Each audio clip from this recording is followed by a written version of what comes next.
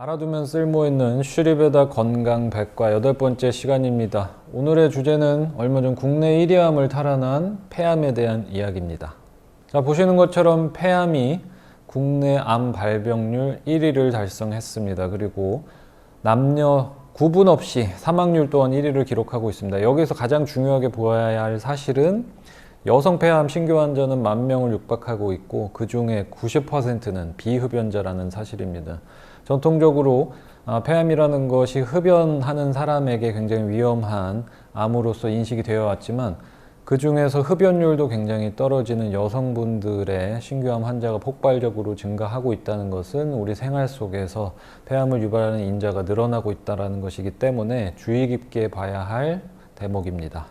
자, 그동안 망가진 한식에 서구화되고 있는 식단까지 더해져서 근 20년간 암 발병률 1위를 기록했던 위암을 제치고 폐암이 1위를 탈환을 했습니다. 그리고 사망률 또한 남녀 구분 없이 췌장암보다도 더 독한 생존율이 극도로 떨어지는 굉장히 위험한 암이기 때문에 오늘 폐암을 일으키는 원인들 그리고 케미컬 스트레스에 대한 이야기, 해결책으로 제시할 수 있는 것들에 대해서 짚어보도록 하겠습니다. 자, 먼저 원인부터 들어가 보도록 하겠습니다. 모두가 다 알고 계실 부분은 흡연이겠죠. 흡연하는 사람들에게 폐암 사망률 또한 가장 직결되는 문제이고요. 근데 앞서서 말씀드렸던 것처럼 여성 신규암 환자들의 90%가 비흡연자였다는 사실. 그렇다면 그 흡연 외에 어떤 부분들이 문제가 되고 있는가? 이 라돈 같은 경우에는 매스컴에서도 많이 다뤄진 부분이죠. 라돈 침구를 사용했다든지 가구 속에 포함되어 있는 것들이 보이지 않는 무서운 증기가 발생하면서 폐로 흡입이 되면서 폐암을 유발하는 굉장히 무서운 요인이 되고 있다는 것도 어느 정도 알고 계실 거예요. 그리고 미세먼지 또한, 미세먼지는 이제 대기 오염이 심각해지면서 발생하는 미세먼지도 마찬가지고 집 안에서 발생하는 미세먼지들도 굉장히 주의를 하셔야 됩니다. 요리를 할 때 제대로 환기가 되지 않는 환경에서 스모그가 일어나고 있는 상황이라면 미세먼지 발생을 피할 수가 없겠죠. 그래서 환기를 잘 하시는 것도 반드시 필요하겠고, 지금이야 이제 코로나 때문에 문제가 커지지는 않고 있지만, 왜냐하면 우리는 마스크를 많이 착용하고 있으니까. 코로나 이전 시대에도 이 미세먼지가 심한 날에는 반드시 마스크를 착용하는 등 이런 방식으로 미세먼지 차단하는 것도 굉장히 중요하겠습니다. 그리고 오늘 영상에서 이제 가장 깊게 다루고 싶었던 부분은 바로 이 케미컬 스트레스입니다. 말 그대로 케미컬, 화학 물질에 의한 몸이 받는 스트레스를 이야기합니다. 이 케미컬 스트레스 같은 경우에는 전례가 없었습니다. 제가 공부한 아유르베다 인도 전통의학의 경전 속에도 묘사가 되지 않았던, 전통적으로 우리가 여겨왔던 폐암을 일으키는 스트레스 요인들을 벗어나서 현대인의 삶에서 새롭게 창궐하고 있는, 유행처럼 창궐하고 있는 것이 바로 이 케미컬 스트레스인데요. 이 케미컬 스트레스는 우리의 코를 통해서 그리고 피부를 통해서 유입이 되고 있기 때문에 생활 주변에서 유입이 되는 이 케미컬 스트레스를 극도로 경계하지 않는다면 사망률, 가장 치명적인 폐암을 피할 수 없게 됐다 기억하시면서 이 케미컬 스트레스에 대해서 조금 더 자세하게 설명을 드리겠습니다. 자, 가장 무서운 향이라고 하는 것, 우리 생활 환경에서 무분별하게 사용이 되고 있는 소위 말하는 좋은 향이 좋은 것들이 대표적인 케미컬 스트레스이고, 이것들이 아까 말씀드린 것처럼 코를 통해서 유입이 굉장히 많이 되고 사용하는 제품들, 바르는 제품에 들어있는 향들이 피부를 통해서 유입이 되고 있습니다. 자, 가장 무서운 것은 이 무서운 향이라고 하는 것이 가지고 있는 대표적인 독성 물질 중에서 글리세롤 에테르라든지 모노에터르아민 1이라고 하는 이 물질들을 포함한 것들이 인체에 들어왔을 때 호르몬 교란을 시작으로 모든 대사 과정에 영향을 미치게 되고, 그 결과물로 몸속에 쌓인 독소들을 대응하는 방식으로 발생하는 것이 바로 이런 종양이라든지, 이것이 악성 종양이 됐을 때는 암으로 발병하게 되는 것입니다. 이런 것들이 가장 많이 쓰이고 있는 것이 대표적으로 바로 향수죠. 향수를 뿌리는 습관이 있다. 그리고 그 향수를 뿌리는 구간들이 굉장히 위험한 구간들에다가, 그쵸? 그리고 또 향수와 비슷하게 사용하는 것이 데오도란트 같은 것들, 소위 말해서 이제 향이 좋은 것들을 뿌렸을 때 그 증발되는 향을 코를 통해서 또 맡게 되고 피부를 통해서 유입이 됐을 때는 혈액을 타고 온 몸을 돌면서 몸에 영향을 미치기 때문에 굉장히 주의를 하셔야 돼요. 여기에 들어가는 것이 그래서 향수, 뭐 샴푸 속에 들어있는 향들, 데오도란트 같은 것들을 굉장히 무섭게 생각하셔야 된다는 것이고, 두 번째는 굉장히 많아졌죠.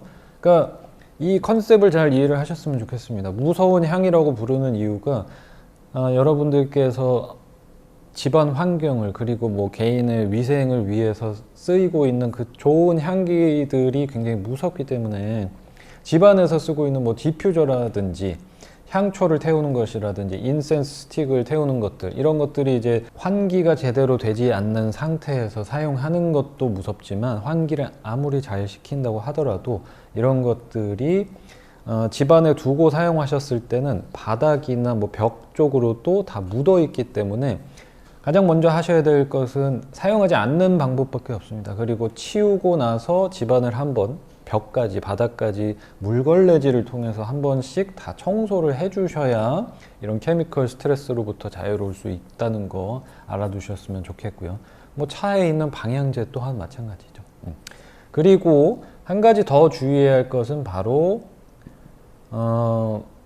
제가 무분별하게 쓰이고 있는 것들이 더 무섭다라고 말씀드리는 것이, 이런 향수나 디퓨저, 향초, 인센스를 넘어서 건강에 도움이 된다라는 인식으로 쓰이고 있는 것이 바로 에센셜 오일 속, 그 속에 들어있는 이제 뭐 아로마 향들이죠. 아로마 테라피 자체가 잘못된 것은 전혀 아닙니다. 굉장히 의학적으로도 도움을 받을 수 있는 것이 아로마 테라피에서 쓰이고 있는 에센셜 오일들이지만, 아로마 테라피 자체도 의학의 한 부분으로서 굉장히 체계적으로 에센셜 오일을 캐리어 오일에 담아서 적정한 농도로 개인의 컨디션에 맞게 사용이 돼야 되는 것이 아로마 테라피이지만 요즘에는 너무나 쉽게 사용이 되고 있죠. 그리고 개인의 컨디션이나 호르몬 상태를 고려하지 않은 채로 그냥 쉽게 들이마시고 바르는 데 사용이 되고 있고, 이마저도 순수한 천연 에센셜 오일이 아닌 향을 인위적으로 첨가해서 저가로 만들어지고 있는 에센셜 오일들 또한 이 안에 포함이 된다는 것을 반드시 알아두셨으면 좋겠습니다. 그래서 천연이라는 이름으로 나오고 있는 향수, 뭐 향초, 천연 향초, 그죠?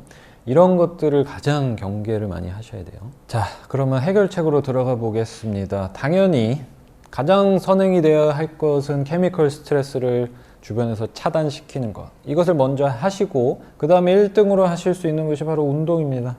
유산소 운동, 그 다음에 근력 운동 두 가지를 같이 해주셔야 됩니다.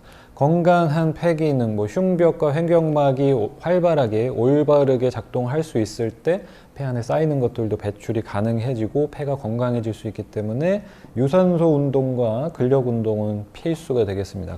자, 두 번째는 제가 어떤 질병에서도 반드시 고려가 돼야 하는 것이 바로 자세입니다. 소화기 문제도 자세 문제로서 발생하는 경우도 굉장히 많고요. 특히나 폐 건강을 위해서는 깊은 숨을 잘 들이마시고 배출이 잘 되어야 합니다. 순환이 잘 되어야 하는데 굽은 자세로 있을 때 이 깊은 호흡 자체가 잘 안 되기 때문에 폐 순환 자체가 떨어지게 됩니다. 그렇기 때문에 자세 교정을 받으시는 것도 굉장히 큰 도움이 될 수가 있고요. 자, 그러면 세 번째로는 바로 음식으로 채워줄 수 있는 두 가지, 브로콜리와 생강입니다.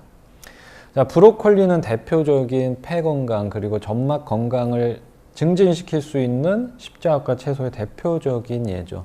브로콜리를 하루에 한 컵 정도 조리를 간단하게 해서 물에 데치거나 기름에 살짝 볶아서 먹는 정도로 하루 한 컵 정도를 매일 드시면 폐 점막이라든지 건강한데 굉장히 큰 도움이 되기 때문에 하루에 한 컵의 브로콜리도 시작을 해보시면 좋겠습니다. 생강 또한 마찬가지로 대표적으로 폐나 기관지에 쌓이고 있는 농들을 배출하는데 굉장히 효과적이기 때문에 생강차를 마시는 것도 추천을 드리겠습니다.